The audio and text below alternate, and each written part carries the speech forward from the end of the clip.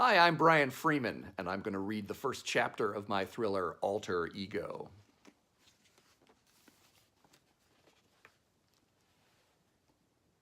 The man in the Australian oilskin coat and black cowboy hat didn't realize it yet, but fate already had dealt him the 13th tarot card.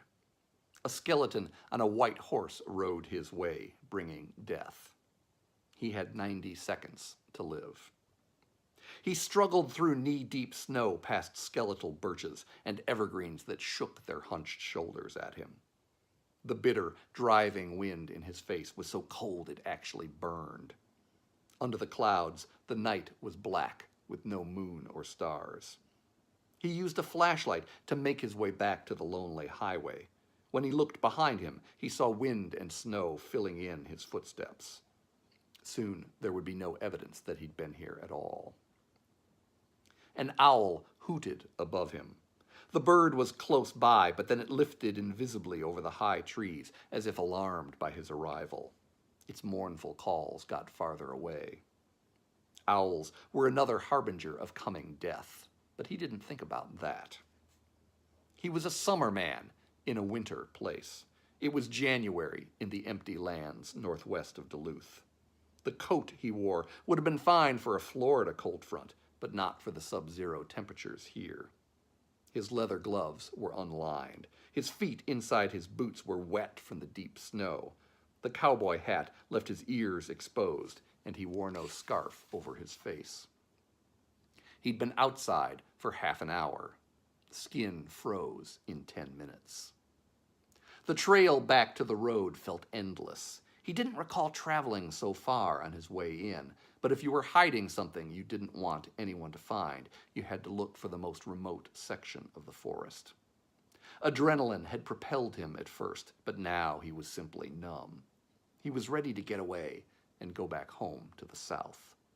In his imagination, warm sunshine glowed on a long stretch of sand by the still waters of the Gulf. 60 seconds remained. The light of his flashlight finally glinted on his rented Chevy Impala on the shoulder of Highway 48.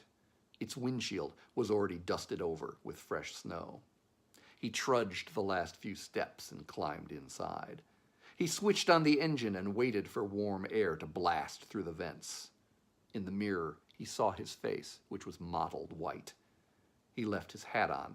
He peeled off his gloves, threw them on the seat, and struggled to bend his fingers. He kicked off his boots and rolled off his wet socks. He'd drive barefoot. The windshield wipers pushed away the snow that had gathered while he was gone. He glanced at the woods from where he'd come and couldn't see his trail in the darkness. A few more minutes, another inch of snow, and the white bed would look virginal again.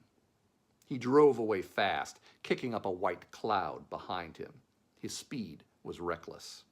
The pavement was almost invisible in the blizzard, and the plows wouldn't be out until morning.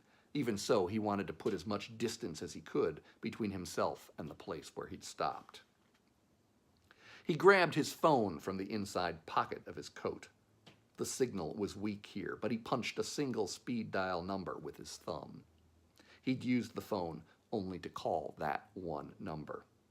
When he got to Minneapolis, he'd find a place to ditch the phone for good. No one would ever find it. He heard a ringing on the other end. It was the middle of the night, but his contact was waiting for the call. "It's me," he said. His numb lips slurred the words. "Any problems?" the person on the other end asked.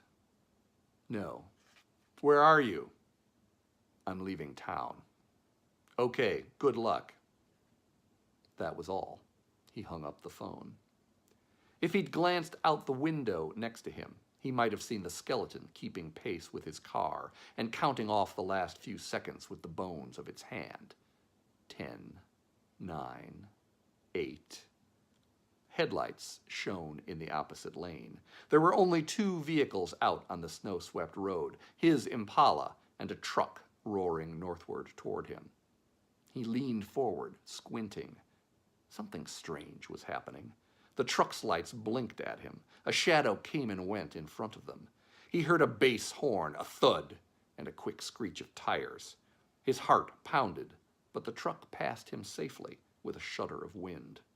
For a millisecond, the deserted highway stretched out in front of him, just wilderness on both sides, and snow swirling in his lights like thousands of flies. He remembered that he was going home. That was the last conscious thought of his life. In the next instant, his neck snapped, and he was dead.